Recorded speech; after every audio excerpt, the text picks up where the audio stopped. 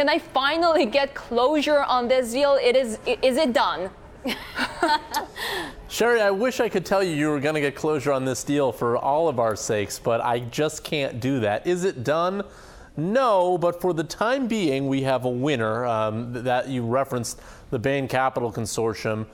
They have actually finally signed a deal to buy Toshiba's memory chip business. The Bain Consortium contains some very familiar companies to our watchers.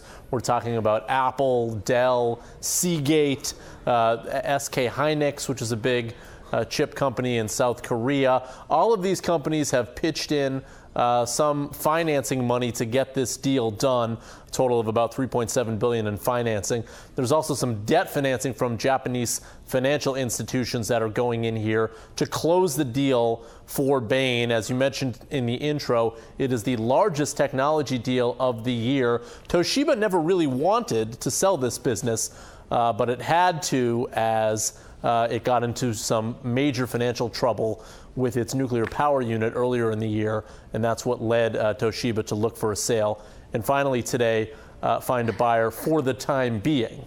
So who might be the winners and who the losers? It's not like there's no intellectual property here. There's some great IP. So the winners and the losers will depend on Chapter 2 here.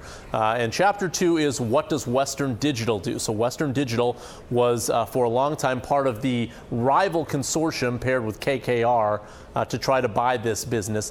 Western Digital feels like it has legal rights to part of the Toshiba memory chip business, and in fact is going to go ahead and try to block this deal from happening in the courts. So depending on what happens there, we will find out who the winners and the losers are. It is certainly possible that Western Digital may in fact come away with part of the business, if not blocking the entire sale.